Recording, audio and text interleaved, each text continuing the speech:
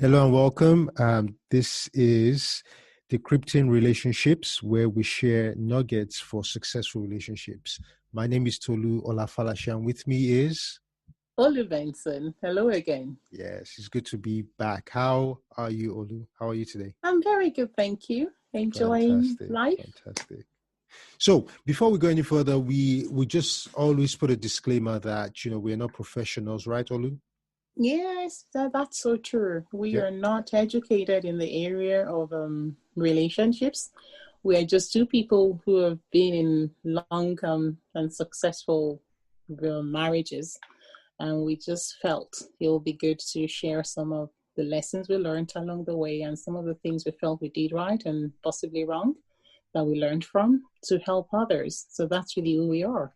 Absolutely, absolutely. So we're here. We're sharing life lessons from our many years of being in marriage relationships. What the good, the bad, and the ugly. We are actually quite open, to a larger extent. But obviously, there's a lot of keeping, the integrity of our marriage at the same time. Anyway, so let us jump straight in. What are we talking about today, Olu? What are we talking about? The last episode we kind of covered you meeting the person and potentially filtering out should you have more than one person who you're kind of gauging as to whether or not they meet your core values and every other thing that you're looking to. Yeah. Can I interrupt you a second before we go any further? Because last time we got some feedback about one of the words we used in the episodes. We talked about courtship, and some people said, "What's that?"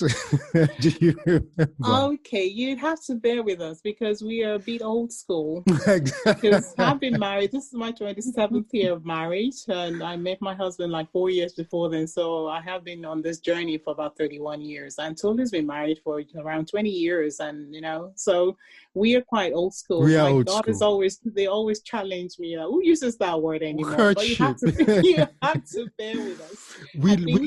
We laugh, but it's actually I guess it's a very serious topic because courtship is critically important, though, isn't it? And even though it's an old-fashioned concept or even word, but I think it is crucially important because this is where you are, and that's why we're actually spending time in this particular area, because this is where you get an opportunity to dialogue, to communicate, put the cards on the table. We've talked about, we're going to talk about finances and children, but we've talked about, what influences the choice. You don't get to do that properly if it isn't done if you're just dating. Exactly. So I think maybe putting it in a more modern way, we could say it's a discovery stage of the relationship. I like that. Where you discover each other. You're putting your best foot forward to understand the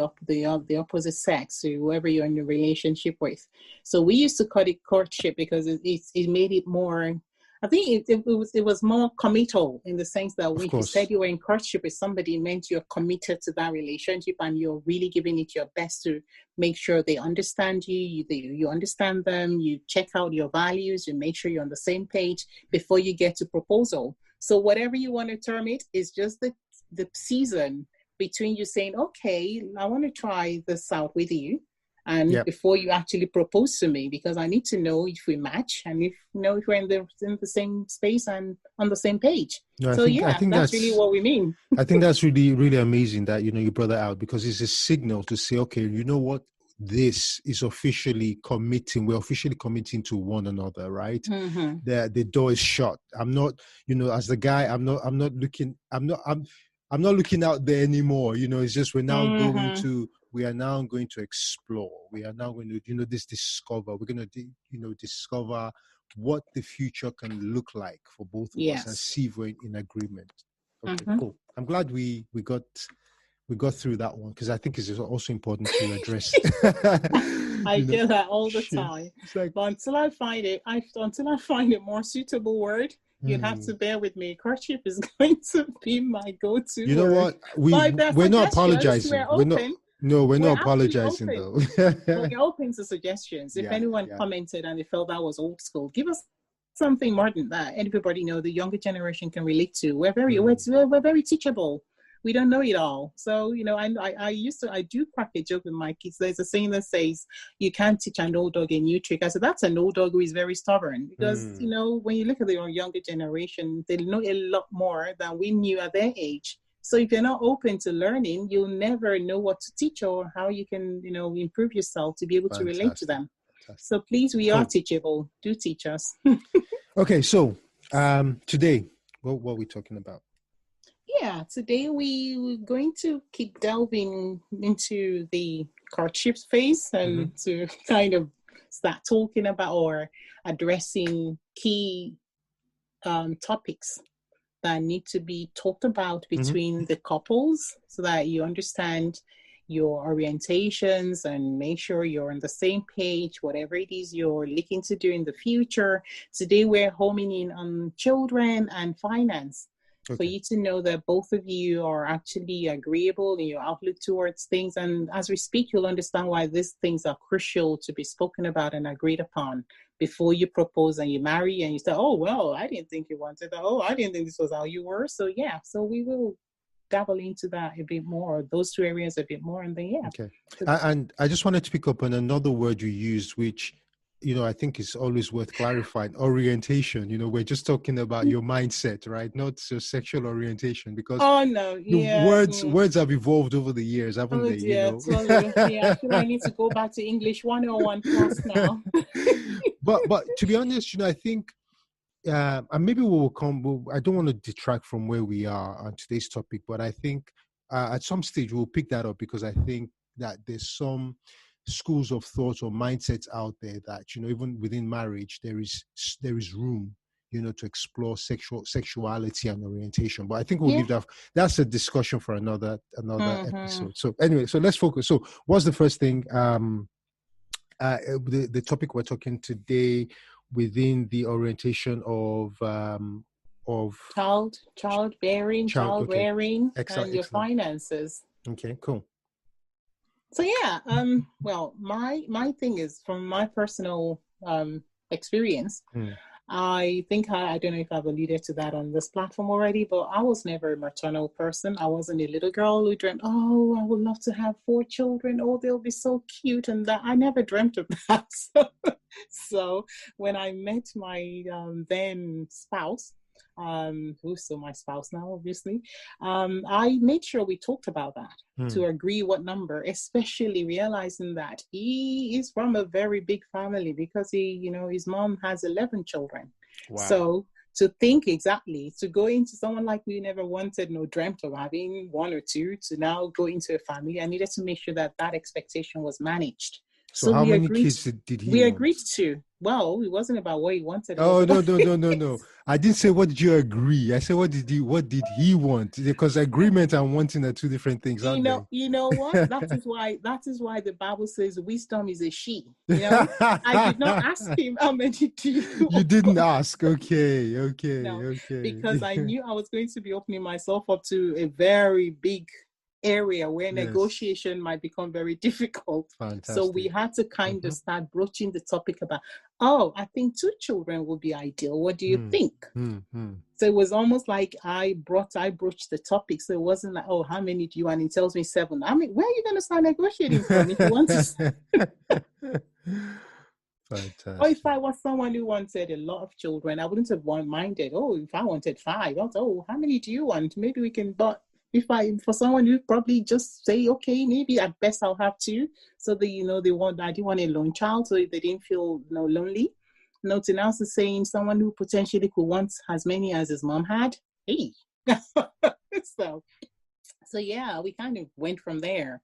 And so in your case, how did you come about your number? I'm not going to mention how many you have, so you have to tell our listeners how many you have and how you came to that number. I've got 3, and my wife comes from a family of very similar to your husband. They're 11 as well. Wow. Yeah, 11 siblings. And growing up, there was only two of us. My sister and I, my younger sister and I. Eventually, my mom had a third, and but for me, I think my dream number. I didn't have a dream number. I just knew I loved kids. In fact, I just always saw myself as a big baby. My wife and I didn't really discuss a number at the very beginning. We just thought, you know what?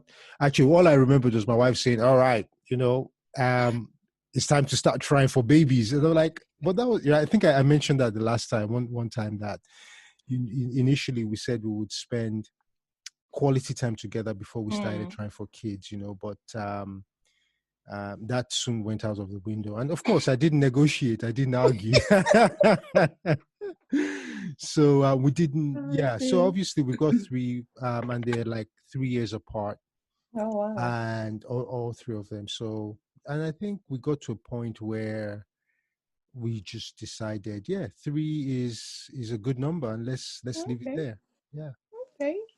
Yeah, I think the reason I made sure I broached that with mine was the fact that he loves children. Oh my goodness.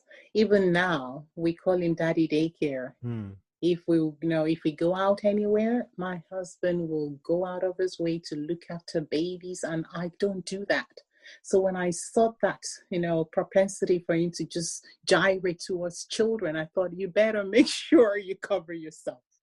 So it doesn't have to be applicable to everybody in terms of whatever, but that's where the openness that we've been talking about in relationships also comes into it. Because if I wasn't open enough to let him know what kind of person I was, and I just went with the flow, oh, I love children too, because I just wanted him to love me at all costs, that would have been deceitful. So if we got into the marriage and he said, we should try for 3 or 4, and I'm thinking, that wouldn't have been fair to him, because I'd misled him to believe I was okay with any number. So in my case, I was true to myself, and I was true to our relationship to let him know I'm not a very baby person. No, I knew I had to have children, but not that many. I'm from a family of 4. My parents have 4 children, but I couldn't do 4. So so that's why I broached it. But each person has to understand their weaknesses and their strengths and make sure they're open. That's really the point we're trying to bring out here. Absolutely. That you're open enough. And also when we got to that point, I think there were discussions about, you just trying to understand the kind of visions that you have for your children. Because I wanted my, children, especially coming from a background where mostly it was about just go to school and get an education, get a job, and that was it. I knew I was talented in other areas, but culturally, it wasn't something that was easily embraced. It was almost seen as a waste of time. Oh, I sent you to uni and you're saying you want to do something else? No, there were no correlations between you being talented in an area and being encouraged by your parents and going to have a degree. So I was open in the sense that if our kids ever showed any interest in anything that they felt they were talented in, we will support them. So we kind of agreed upon those things, so that should they show any interest in, they have talents. We have done that to a large extent, because both our girls have been supported all their lives in literally everything that we knew they showed some talent in. But because we agreed on that, it was easier for us to just go with, okay, Lola is showing interest in this. What do? We could discuss easily. So it wasn't something that also caused any friction. So are there things that you kind of had to adjust to when your kids came about and you felt, oh, okay, maybe we didn't even talk about this, but this will probably help them without it causing too much friction between you and your wife? That's a good question. I think, when you and I spoke earlier on, we talked a little bit about, and I hope I'm answering the question here. We talked a little bit about, childcare, quality childcare. Yeah. And it sounds similar to what you're saying, how, obviously you want to bring a child to this world. It's not a numbers game. It's more of a quality game, making sure that you encourage the child to, embrace their gifts, you understand? And you want to help them, just like you're saying, really help them to develop who they are, develop the gifts, and be there for them, because if it's too much of a numbers game, like large numbers and no quality, then I think it defeats the purpose, doesn't it? You and I were talking earlier on about child care, weren't we? And yeah. Oh, it's good you're bringing it up. Yeah. Yes. Yes. So which is one of the areas that we were talking. So I felt, so when my son was born, when we had my son's the first of the three. My wife stayed home for about a year with him. When my daughter was born, my wife was at a stage in her career where she was quite busy, right? So what we did was, I think by the time she was about 8 months, we had to get a living nanny. And so the question then was, I sat down with my wife and I said, "Oh, I feel," and I don't know if this is a daddy thing, "I feel I'm cheating my daughter because my son had you for a year and a bit, and my daughter doesn't really have you for that long, you know." But I really felt that, you know, the girl should get the equal attention from mommy as the boy had. You understand? So, you know, my wife and I then decided, okay, you know what, she will stay home with her as well, right? And also then the boy was almost getting ready for primary school, which means when he comes home, you know, it will almost be like a win-win because she'll be home to take care of him while she's taking care of the girl, you know. Now, when we spoke, and I'll allow you to speak and express as well, when we did this, we did it purely from this is what we agreed to do. We didn't really, I worked in the city, I worked in IT, I worked for a big firm. Definitely I could use help with, you know, more income, but I felt we could, you know, make the adjustments and make it happen. You understand? So that was our approach. And obviously when the third came, she stayed home. And of course there's some drawbacks to it because my wife always wanted to go back into a career, you know, so we'll discuss. I'll let you chime in on the childcare thing, and then maybe we can take it forward from there. So that was our approach. Again, it's got its plus sides and it's got obviously some drawbacks, you know. My wife going back into full-time employment and picking up a career where it left has been a bit of a challenge. It was a bit of a challenge for her. So anyway, what about you? How would you like to, what's been your experience with the childcare thing, the decision making for childcare? I think with me, because like I said, I have always worked outside of the norm just to be as open and as daring as I could in terms of making my intentions known. So there were no, "Oh, now you've changed." From the get-go, I made it clear to my husband that I am not a stay-home material. Okay. I am too impatient and I'm sure even from the speed at which I speak, you know, there's a lot going on. I will literally be climbing the walls if I had to sit at home with a child for 3-4 months with nothing else to look forward to. Can I say though, sorry to interrupt you. I think, you know, it's so refreshing, you know, to hear something like that because, you know, you are being completely open and truthful about how it is. You know, it's not because I can almost sense, you know, there's a tendency to say, "Oh, you know what, I'm going to sacrifice." But if you sacrifice, it's I don't know if you understand what I'm trying to say. Yeah, because it's all you sacrifice and I'm being unhappy. Yes. Because what I made him realize was if I had to be forced to stay at home because of some sentiment, every time you came home, you hate me because my frustrations would be vented on you. Okay. So for us to save the marriage and have a healthy, I know myself, at least that's why we said from the very first episode that you need to discover who you are first and make sure you're complete in you. And as a Christian, that you're complete in Christ, so that when anything happens, you can stand by your values and say, "This is who I am." I'm not apologizing for it because I know my husband struggled with it. It's really coming from a big family, and to hear that an African girl did not like children, I'm like, I'm telling you, it is not my thing. It is just not something that came naturally to me. So I would not then get myself into a position where I became miserable because of some societal expectations that said the woman has to be home and just make sure the child is fine. If it works, I know I have friends who love children, but they know that it's just not with me. They say they're bringing their kids to my house. They know I have panic attacks. I'm panicking, like, what am I going to do with this children? What am I supposed to do? And that was even, after marriage. But before then, I made my husband realize that I'm not being mean, but I cannot be a stay-at-home person. I'll do whatever it takes to make sure I settle the child into the world. So just to tell you, and have that, sometimes you never know what life has for you. Because coincidentally, it was nice we actually had that conversation, because when we had our first child, I was then put in a position where by the third month, I needed to go out and work because I just couldn't deal with being at home with a child. I just cried all day and I fed all day. I remember strapping my daughter to my chest and going telemarketing, even though I was in IT. But I had to take on a part-time job to just give me that sense of purpose.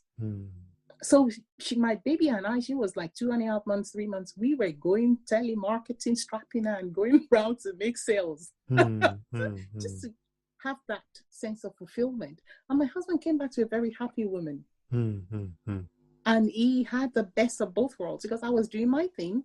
I was taking the baby with me. And the days I couldn't, I got somebody to babysit for me. But I was happier that way than just sitting at home for 6-10 months and saying, oh, I have to. So yeah, that was how it panned out for me. And that is why you cited a scenario where, your wife was happy doing that. I've cited a scenario where, as a woman, I wasn't happy doing that. But I think the benefit of sharing these two very different scenarios is the fact that both sides were true to themselves. Absolutely. And it's helped us grow into this relationship where we can sit down here, 27th year married, to say, well, even though I didn't do that, but my kids are very strong girls. They're women, actually, because they're 25 and 19. And you have I know your children. They are very, very wonderful children. Thank you very much. I wouldn't take anything away from the way they were raised, in the sense that I didn't sit at home with them for that long, and your wife was with them. So it worked for both of us, and we need to embrace that honesty and openness in our relationships. And I think that's why I interrupted you to, just really, so I make that point that, when we are authentic, I think, your favorite phrase, since we've been doing the podcast together, is to yourself be true, right? Absolutely. Because then, there's no room for resentment, no room for bitterness, no room for, you understand? So I think that is very, very healthy. And that's what makes, I think that's the foundation of a very healthy, of building healthy relationships, where there is complete honesty and transparency. And also a very key thing, which was also something we discussed briefly, it's also the sense of compromise. In as much as we discussed what eventually worked for us. Absolutely. What I'll also advise, because you have scenarios where people are courting, and I know, we're now in a very modern generation where you could have a house husband or a housewife. And you have scenarios where during courtship, everybody aspires to have the best career and be in the best position, as opposed to, financially at a certain point in their lives. And you discuss that, one of us will have to stay at home and look after the children. If you ever get to the point where these kids are coming and it's not feasible for one person to stay home without a second income, and it's starting to cause stress, please be flexible enough to renegotiate whatever it was you agreed when you were courting. Absolutely. That is just one thing I'll put in there. So you don't put undue stress on your relationship because we agreed when we're courting that you're staying at home. So you have to stay at home, even though the financial burden of paying for the essentials is killing one person. So please, that's all part of honesty too, that, okay, this thing that we kind of anticipated is not working the way we set out for it to be. So let's renegotiate. Let's reassess the situation. It's all about risk assessment. Absolutely. And it's funny you say that, because when I got to, I was in oil and gas for a very long, most of my IT career. And, I got to the state when oil prices were like over $100 per barrel when, in the sort of like 2000s. The 90s, and the thousands. And when oil prices started to plummet, we know it got to zero not too long ago, right?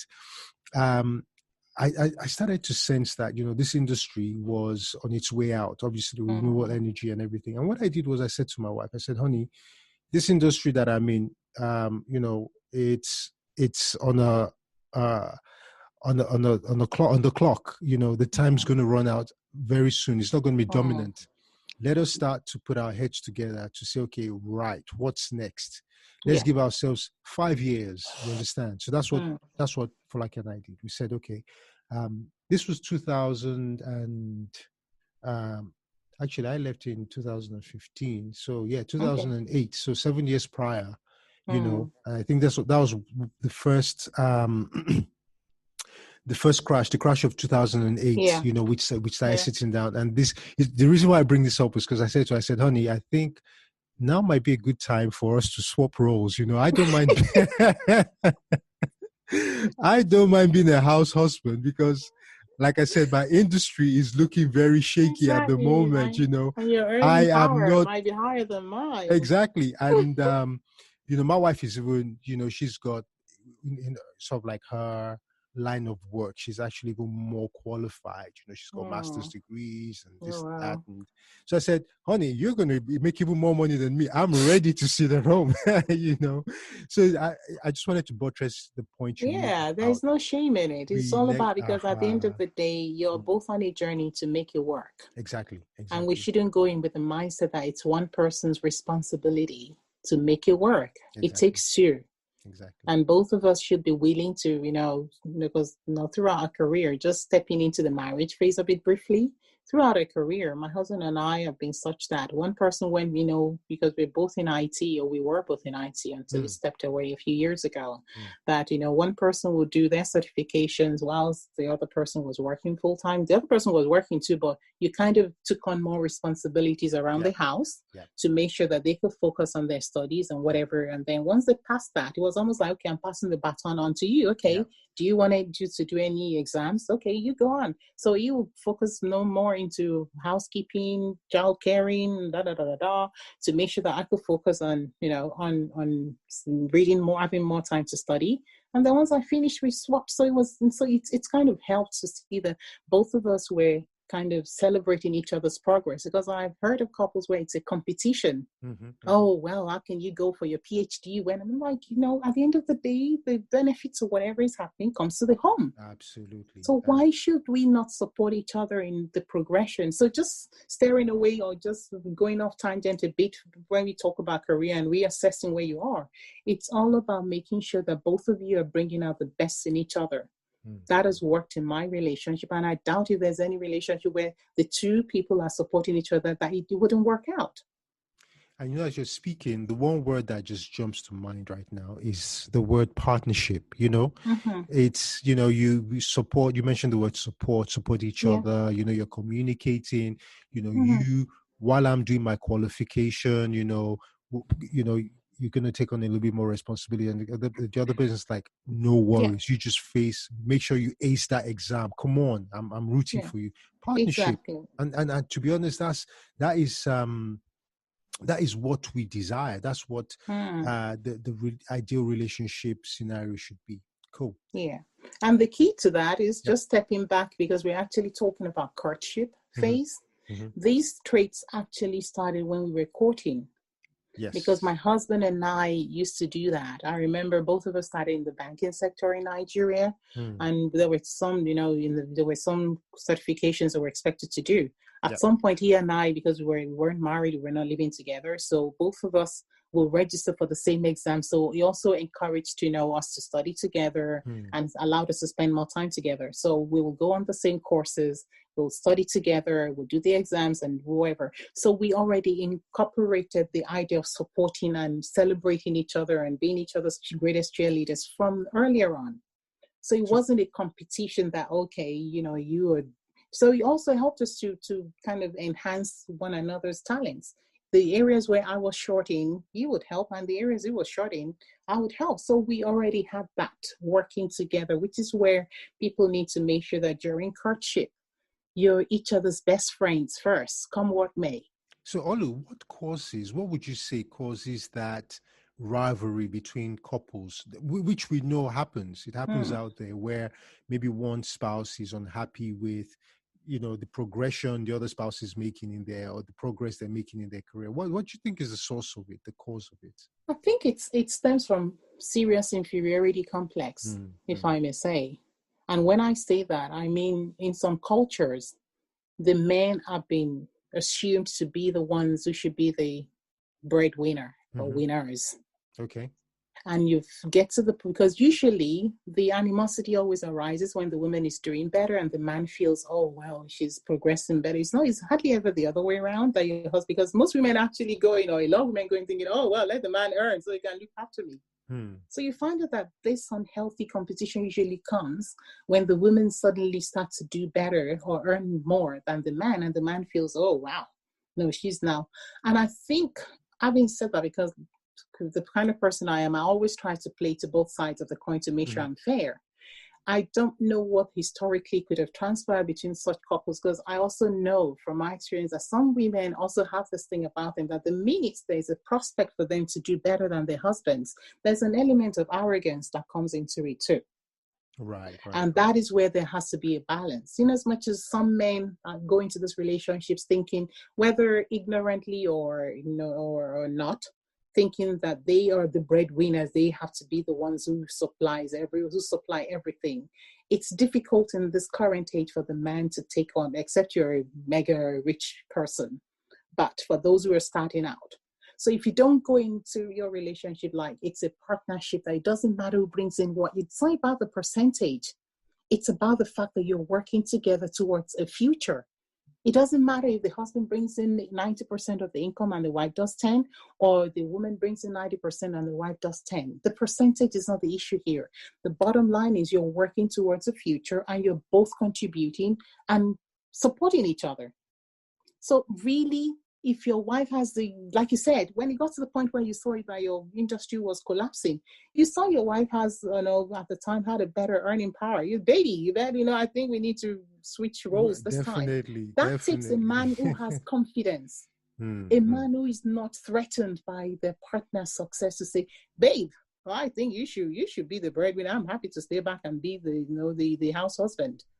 But we find that a lot of pride causes a lot of frictions, to the point where some women feel, oh, if the minute I start earning more than my husband, then you need to be put in this place. And some men are like, the minute I see that. So yeah, and I it's just lack of education.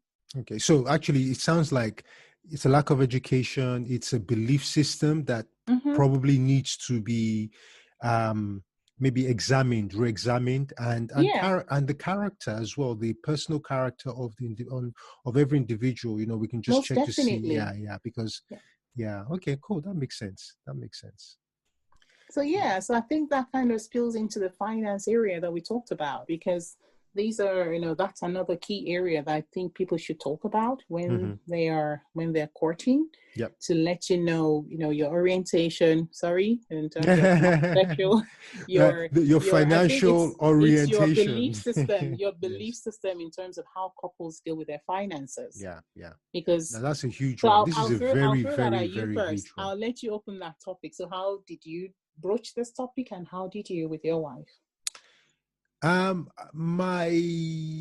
With the finances, my wife kind of like led the way. Okay. She kind of like led the way. She's like, honey, we are doing a joint account. I'm like, yes, boss.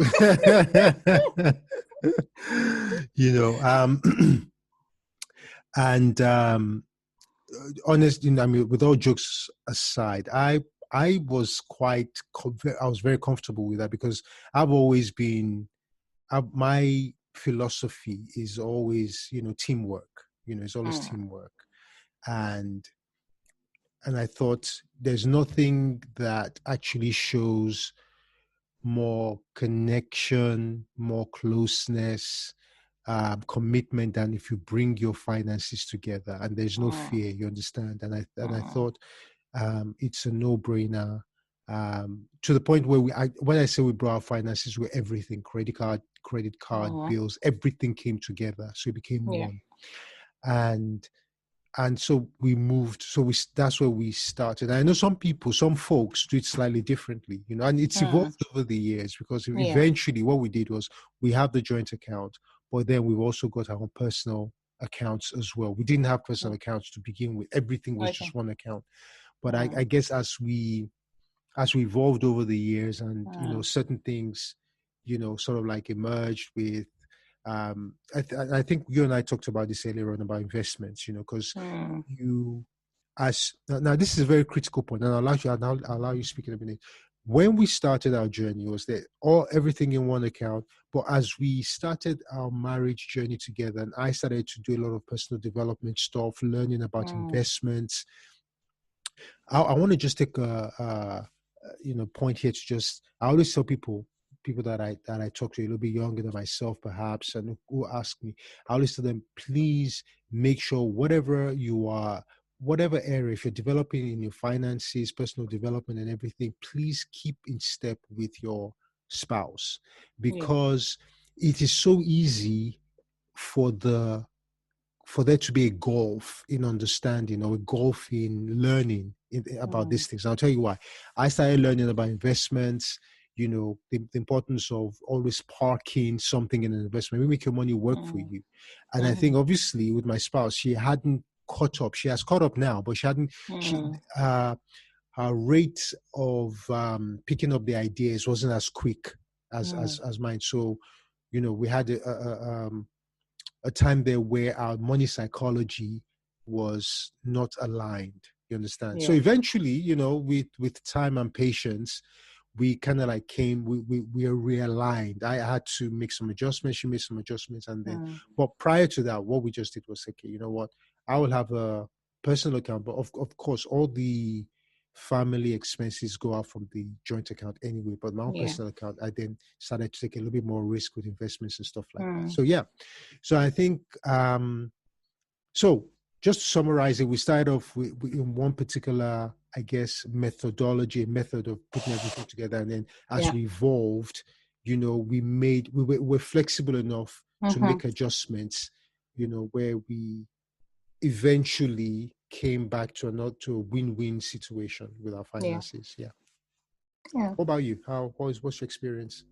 I think mine was a bit very, very unconventional, because I literally started the joint accounting when we were courting. Oh wow, okay. That's very different, isn't it? Very, very different. And it was very daring too, and maybe showing absolute trust.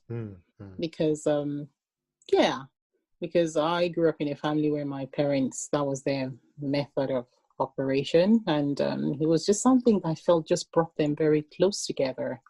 Because I hear this thing, people say the last thing that gets converted in most people is their wallets. Yeah, exactly. So if you could let go of that wallet from the get-go, I think that's saying a lot. And I didn't really, and like I said, I knew my husband more than my fiance's heart. I told you it was just his heart that won me over. And I'm very thankful that even up until now, that heart still hasn't changed. It's just such a giving and a generous man. I have not seen anyone who's met him who will say anything negative about his kindness. So I saw that in him, and I thought, you know what, God, if this is the guy you're leading me to, I'm leaving everything. I'm going to trust him explicitly, because that is what the foundation of any happy and long-term relationship should be about. It should be built on trust, and more so, he was my best friend. So so we started from that very, principle of. So when we got married, it was just changing the account names to Mr. and Mrs. As opposed to his name and my maiden name and whatnot. So so that was how we started. And because we had that, it was easier for us in terms of investing and whatever, because everything was in a common pot. So you knew what you had, you knew what you needed, what was available to invest. And like they say, two heads are better than one. So the two incomes going into one purse allowed. And because I went for, there's some things that people think maybe I'm just being silly. I do not like stress. So I gave him that autonomy, just take care of everything. It might seem silly to some people, but I knew what I was doing, because I was like, I can't be running around paying this bill and making sure that was done. And oh man, no. You just take charge. I trust you. just let me know what's going on. So yeah, so that's how we started, and that's how we've been. So it's just been like that with now. But I think now that he's no longer in the UK, his income is not here in the UK. The account is in my name. So yeah, but it's never about your money, or you'll never hear us say this is your money or this is my money. It's always been our money, whether it's Nana that is in Nigeria. Here it's always like, even everything in Nigeria, the vocabulary is we even though I don't do nothing in Nigeria, that is how we started, and it's really worked for us, and I'm very, very thankful for that I didn't get burnt, because I've heard some really scary stories where you entrusted your partner and you married somebody who just all they know to do is spend. Saving or investing is not in their vocabulary. So that's how you need to know the person before you get into taking that risk. Because if you marry a spender and all your life earnings are in one account that they have access to, that might be a very risky position to be in. And that is why each person, you need to, make sure you know who you're getting into bed with, for lack of a better word, because that's eventually because at the end of the day, you're going to get into bed with them. That's what marriage is about. So on all levels, make sure you know them, and don't be led by your emotions. Just be led by what however you do how you study people. Like as we said initially, your core values. Make sure those things are talked about. Don't wait until they propose to you before you start asking, by the way, are you someone who likes to spend money, or do you like saving? No, it's way too late then when they propose. Get all these things agreed and discussed during courtship. And then when you finally realize, okay, we are truly on the same page, when the proposal then comes, you're not dilly-dallying, because you've done all the legwork. Very good, very good, very good, very good. So if there's somebody listening to this, now we've talked a little bit about childcare, we've talked about finances. If there's someone listening today, what advice would you give them if they said, I gave, my time up, in my situation, I stayed home and now I'm struggling to get my career off the ground again. What advice would you give to them? Wow. I think there's always the risk of being kind of left behind, because the way the world we live in is progressing. Things are moving so fast that you staying out of work for 1 year could actually have some serious impact on you being able to get back in. What I'll advise is, link up with career advisors.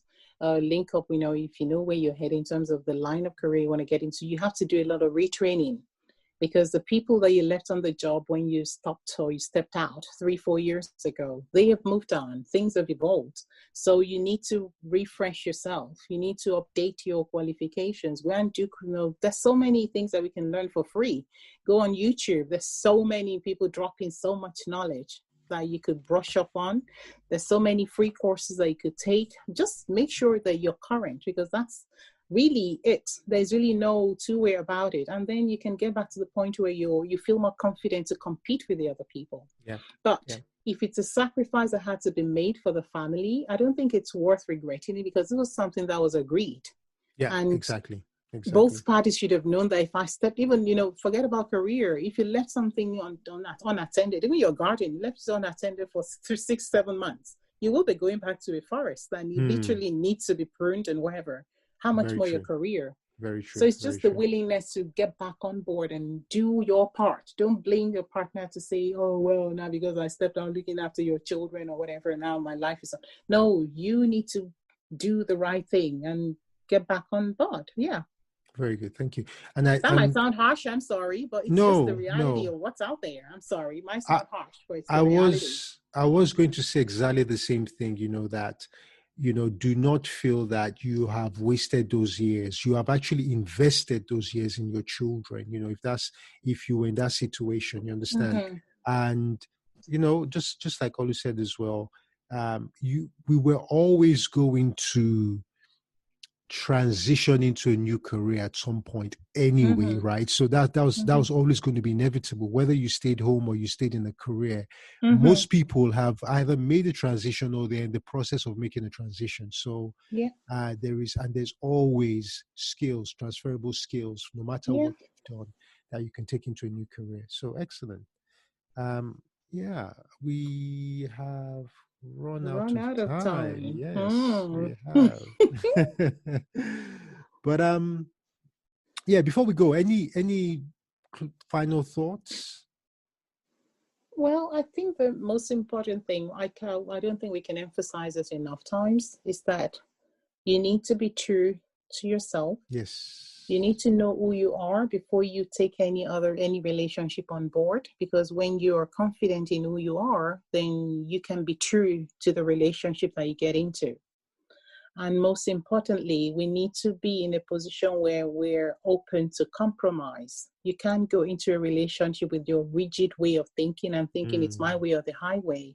It doesn't work. It's not healthy, because the other person would have their own ideologies too. And if they're going my way or the highway, you guys will never move forward. So you always have to find a new way between the two of you to make it a healthy relationship and a healthy space to progress in. Absolutely. That makes a lot of sense. And your last words? No, you hit the nail on the head. It's about, I think what really stood out for me is being really authentic, being keeping to that,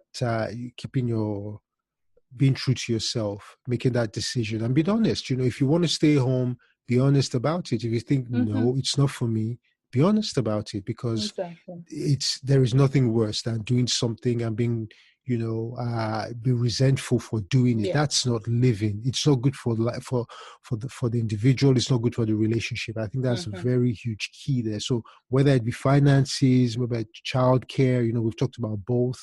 What methods are we using for our family finances? Be true to yourself. There are some best practices, but if it doesn't work for you, it doesn't work for you. It's as simple as that. And I think also, the word you said earlier on about if you had maybe left your garden unattended for a long time, you will definitely need to do some work to restore it, and it transcends to every aspect of life. So, I think my closing words would be wherever you are right now with your relationships, that it can be beautiful again. It's never too late. So it just needs a decision and the commitment, and anything can be turned around. So want to make it work. Absolutely. Okay, so until the next time when we meet, it's goodbye from me, Tolu, and from Olu. Have a wonderful time making your relationships work. That's right. Thank you. Bye for now. Bye-bye.